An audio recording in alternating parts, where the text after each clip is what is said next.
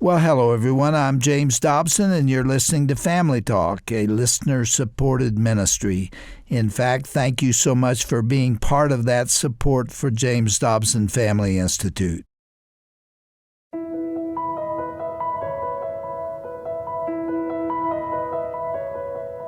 Well, welcome to Family Talk, the radio program from the ministry of the Dr. James Dobson Family Institute. I'm Roger Marsh, and thank you for joining us today.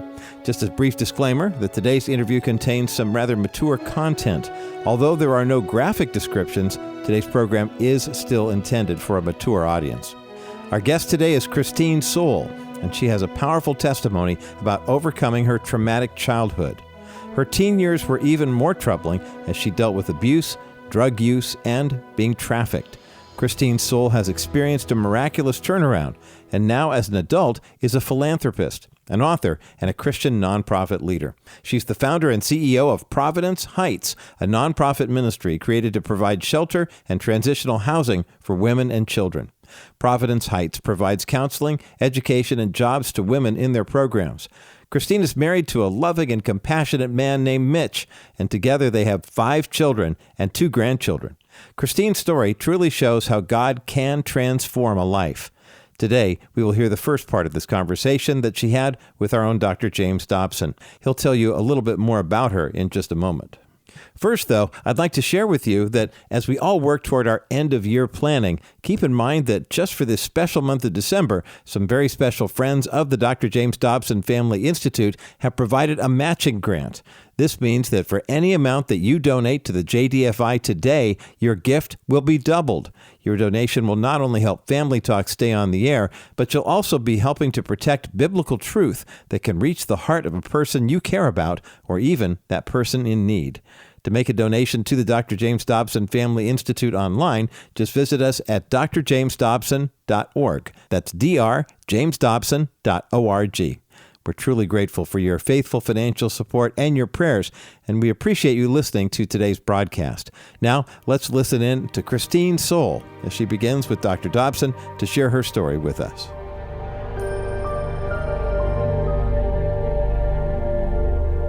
On our program today, I want you to meet a godly woman whom I met last summer at an event where we had both been asked to speak. And afterwards, someone introduced me to Soule, who has an incredible story to tell. She's an author and a speaker, and the CEO and founder of a nonprofit organization called Providence Heights. It is a residential facility that provides counseling, education, and career training for needy women and children. It's located in Seattle, Washington. Christine has written an autobiographical book called Broken and Beautiful, in which she tells the story of her childhood abuse and trauma and ultimate victory in Christ. Christine is on the line. Thanks so much for being with us today. Thank you for having me. It's such an honor. Well, Christine has an opportunity to get acquainted with you and understand where you've come from. It's quite a story. Would you begin by just sharing what happened to you in the early days of your life, especially the dysfunctional family that you were born into? Yeah, I'd be happy to share that. So, my mom was married 4 times. My father was married 8. They were divorced when I was about 5 years old. And I, at my dad's funeral, actually had met 14 other siblings. And so that made 18 in total kids. Um, I only saw my dad a handful of times after the age of 5, so I really didn't know him. And my mom had gotten married again when I was in the 4th grade. And that didn't turn out so well, as I will share the story later on. And then we had, at about age 10, I started to do drugs. And my mom was married a 3rd time to the man that I believed was really my father. That was where I really found home and felt like I belonged. And that man ended up having an affair with my sister, which really threw me into a lifestyle of feeling completely lost and worthless. And so that's really where my journey had began as a child. I can't really say, Dr. Dobson, that I remember a lot about my childhood. I remember bits and pieces. There's probably only about 3 memories that I even have from my biological father. I really didn't know who he was. And I'm so grateful that in those later years as an adult, I had an opportunity to meet with him and forgive him for my past. But yeah, I had my fourth child, and I really wanted to take that opportunity to just let go and release and forgive. And I had come to Christ at that point in my life. And so I had met with him, and, I think you expect that it's gonna be some amazing moment, and I can't say it was that, but you know what? I had the opportunity to totally forgive him and release that, and it was beautiful, and about 2 months later is when he passed away. So, So you had that last conversation with him. I sure did. Did he reciprocate? Did he also respond warmly to you? It was okay. It was not, I think, what, a young child would hope for, and then you would have this beautiful father in your life again, and I can't really say it turned out to be that, but you know what? It was good, and it was peaceful, and the thing for me is it was freedom for my soul, and to just release him and not have to carry that as a weight for me, but that Yeah. I could totally turn that over to the Lord. Knowing where you've been really speaks to the miracle of who you are today. Yeah. And we'll describe later on what you're doing, but it's amazing how the Lord has taken your brokenness and turned it into just a wonderful ministry for the Lord. That brings me to the topic of your book. I mentioned it earlier, but the title of it is Broken and Beautiful. And you were talking about yourself. You were broken, weren't you? And Yeah. you are now, I can tell you, and our listeners can hear it, are a beautiful woman. Thank you. Thank you so much. I love people so radically, and it's just the greatest honor to be able to really care for and love them. Hmm. Well, then your mother married again. Yeah. When did the second father come into your life?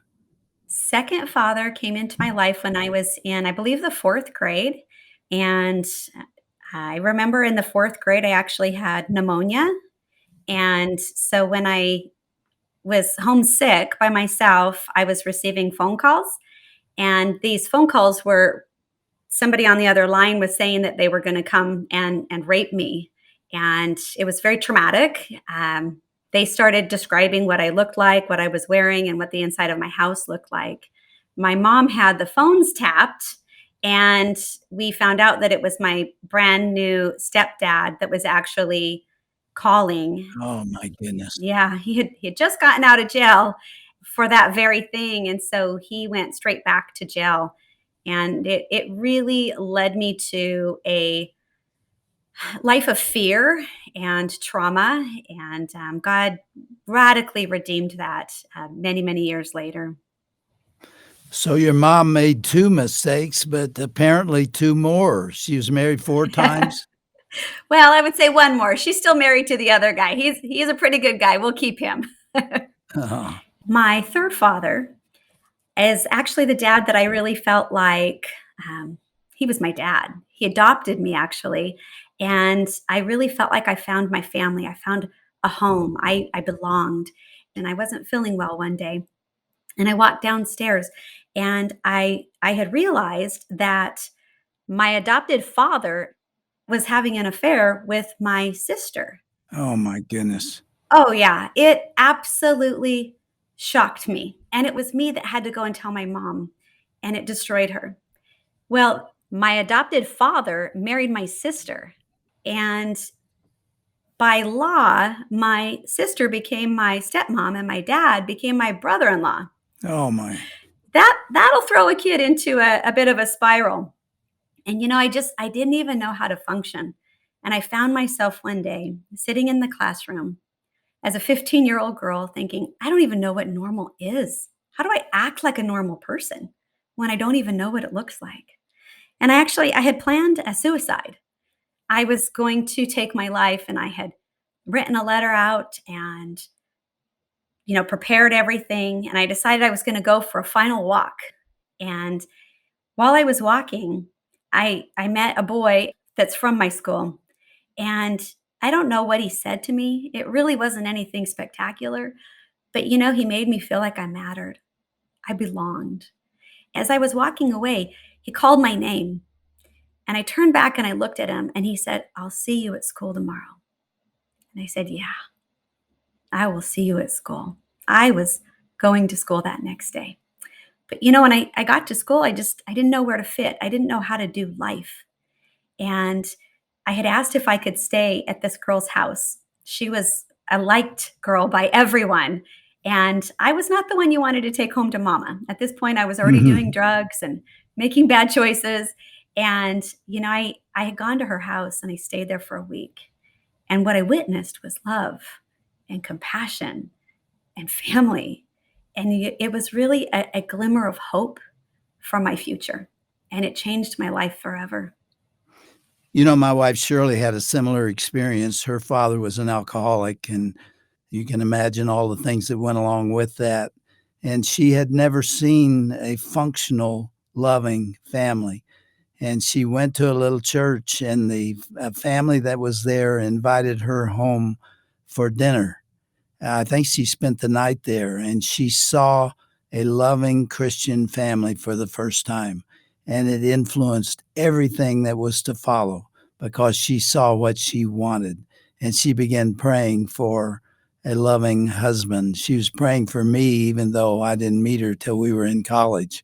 But it was the same kind of thing that a family can demonstrate, can model for somebody that has been in a dysfunctional family. And man, you were in one. You had one unfortunate relationship after another, didn't you? How in the world have you landed on your feet? I know the answer to this, but tell me how that has occurred. Well, I'll tell you, actually, at 17, I had gotten pregnant with my first beautiful girl, Melissa. And less than 2 years later, I had identical twin boys, Tyler and Dylan. And though they are the love of my life, at that time, I was actually a meth addict, just trying to survive, really. And I ended up being trafficked. I was abused, and I was filled with rage. Were you absolutely lost at that time? You must have been. I was so broken and so lost. And, I think people make it really hard to approach or understand those that are so broken and feel so far away. But, I was so desperate to be loved. I was so desperate to have value. But, the only thing that was spoken over me was that I was worthless and that I had no hope. And I really believed that. I bought that. Mm. And I felt that my only value and my only worth was in my appearance. And I was really told what kind of value I had, and it was nothing. And so I believed that lie, and that was really what I lived. And so I was desperate. And there was a couple points, very pivotal moments in my life. One was that I had jumped into my neighbor's car. She was the one person that I knew at that time in my life that was just kind and supportive. She would help babysit the kids. And I jumped into her car and there was a cassette tape that was playing. And it tells you how long ago it was. But I said to her, I said, "What is that?" And she said, "Oh, that's just my pastor speaking." And she ejected the tape. And I started asking her questions. "What, like your pastor talks on a tape?" And yeah, he does sermons and then they record them. And I just kept asking questions and she kept shutting the door. Well, it was after that I was pretty brutally raped and trafficked. And that was a horrific moment in my life. And it was after that, about 2 months later, that I was going to the strip club that I was forced to work at. And I kept having all these traffic issues. And when I'd get to work, there was all these parking issues because, gosh, there was this guy named Benny Hinn, and he was really messing up my commute. And he was having a big crusade right next to where I worked. And, years and years later, I realized at some point, I bet he asked his audience to put his hands toward that strip club and pray for those people to come to the knowledge of Christ. Because, it was right after he had left that conference that he was having that I fell to my knees as a 21-year-old girl and I cried out to Jesus and I said, "If you are real, take my life. It's yours." And I so tangibly felt the power and presence of God that I threw all of the drugs and alcohol away. And instead of having withdrawals, I never even had a temptation, desire, or withdrawal. I was completely set free in that moment. So that was the end of your drug experience. Completely. That and alcohol. And it really set me on this journey of trying to figure out who this Jesus guy is and where do I fit. And I also ended up bouncing from house to house, not knowing how I was going to survive. But I ended up in a church and I had 3 kids and I didn't know how to dress. I mean, I had just come out of a lifestyle of being a stripper. And so, of course, I had a low cut skirt. And, I walked into the church with my 3 kids. And needless to say, I did not fit in. And you know what? Nobody welcomed me either. Mhm. And it was one thing that I would really love to say to all of your audience. If someone comes into a church and they don't look like you, they're in the church. They're searching. They're desperate. Love them. Christine, that's a powerful, powerful message because we people in the church look a certain way. And when somebody comes in that's way out of that mainstream, sometimes we don't reach out for them. Yeah. You desperately needed somebody to love you, didn't you? Oh, I sure did. I sure did. Christine, you had had such a difficult life. Everything had gone wrong for you, and we know what happens when a child goes through those kind of traumatic experiences. And somehow you came to know Jesus Christ. Tell us that story. How in the world did you find him out of that kind of environment? In the midst of my brokenness, I really found myself falling to my knees and crying out to God. And I said, "If you are real, take my life. It's yours." And I so tangibly felt the power and presence of God. Now my life had radically changed. You know, most people find the Lord by influence of others who know him, or a church that has a Bible believing pastor, or there's some influence in life to lead them in the right direction. I don't hear that you had anybody. You went looking for him and didn't even know who he was. Is that right? You are so right.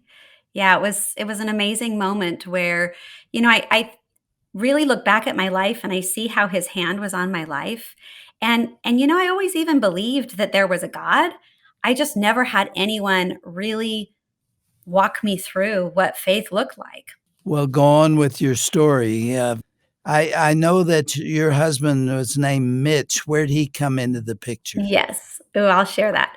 So, I'm bouncing from couch to couch, not knowing how to survive. I have 3 babies. I didn't graduate high school.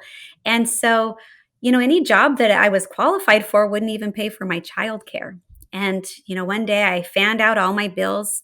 I had $40 to my name and no job, no income to provide. And I sat there in that moment and I thought, the Lord really saved me before. I wonder if he can do something with this situation. And I went to the one person I knew that went to a Christian church and I asked him to give it to his church. He had no idea it was the last penny that I had to take care of my babies.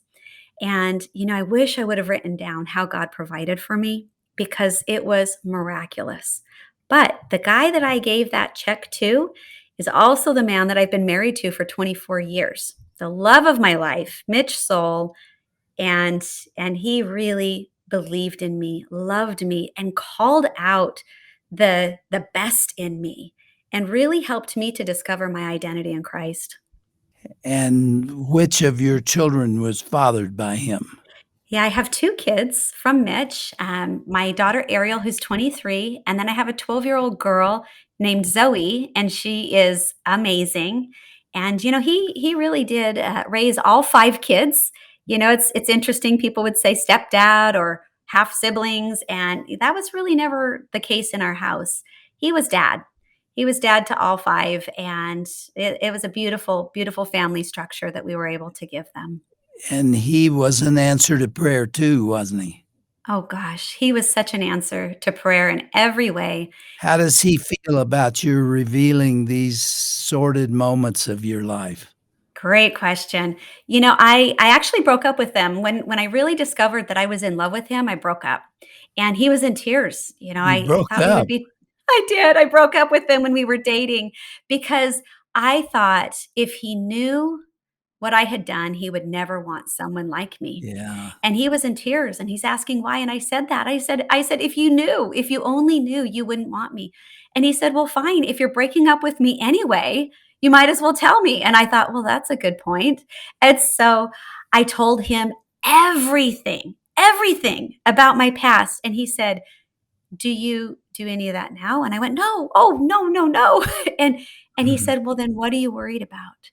And what was so amazing is never in our entire 24 years of marriage has he ever thrown that in my face, had an ounce of jealousy, had just a spirit of uncertainty. He believed that I was set free. And even when I had insecurities, because every person in my life had affairs and did things, and even in my own insecurities, he taught me how to trust by trusting in me. Is he a believer in Jesus Christ? Oh, he is a major believer in Jesus Christ, and the Lord is his all in all, and he really sets an example to people and mentors them. He's incredible. He sounds like a godsend to me. Oh, he sure is.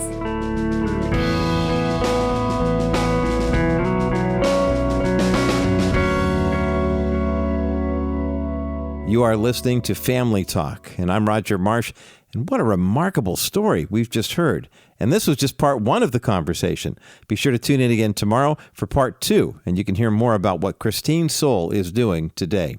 Now, today's conversation is one of several that is featured in our 2022 Best of Broadcast collection. There are 6 CDs in all, or 1 large audio stream featuring 18 Best of programs. We'll be happy to send you a copy as our way of thanking you for a suggested donation of $50 or more in support of the ministry here at the Dr. James Dobson Family Institute. To request your copy, simply visit drjamesdobson.org/best of 2022. That's drjamesdobson.org/best of 2022. If you prefer, reach us by phone when you call 877-732-6825. That's 877-732-6825. And keep in mind, you can also send your request through the mail. Our ministry mailing address is the Dr. James Dobson Family Institute, P.O. Box 39,000, Colorado Springs, Colorado, the zip code 80949. Include your request along with the check for a suggested donation of $50 or more in support of our ministry, and we'll be happy to send you that 6 CD collection as our way of thanking you for your donation. Once again, our ministry mailing address is the Dr. James Dobson Family Institute, P.O. Box 39,000, Colorado Springs, Colorado, the zip code 80949. We look forward to receiving your gifts, of course, but also your notes of encouragement and even your questions you have about the ministry. We really do love hearing from you. And of course, Dr. Dobson loves seeing all the letters and notes and cards that come our way through the mail. By the way, remember that this month of December, we have a special matching grant in place. That means that any donation you make here to the Dr. James Dobson Family Institute will be doubled. Imagine, twice the impact, twice the support that you'll provide for young families working to instill biblical truth into their homes. Please prayerfully consider making a donation to the JDFI during this most holy and important time of year. I'm Roger Marsh. On behalf of Dr. Dobson and Dr. Clinton and all of us here at the Dr. James Dobson Family Institute, may God continue to richly bless you and yours as you grow stronger and deeper in your relationship with Him.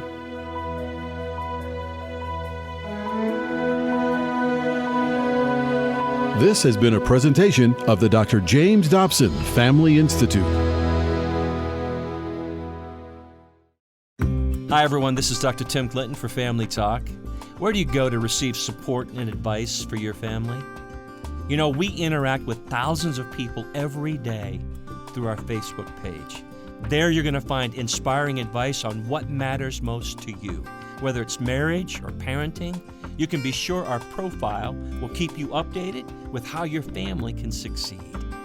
Visit us at facebook.com/Dr. James Dobson's Family Talk. Each day, you're going to find our latest broadcast, helpful resources, inspirational pictures and quotes. Nowhere else are you going to be able to start your day with a thought from Dr. Dobson, as well as a special message before you go to sleep. Remember, you can be sure that every post on our page is created with you and your family in mind. Take time to visit us and become a part of our online community on Facebook, will you? Simply go to facebook.com/Dr. James Dobson's Family Talk.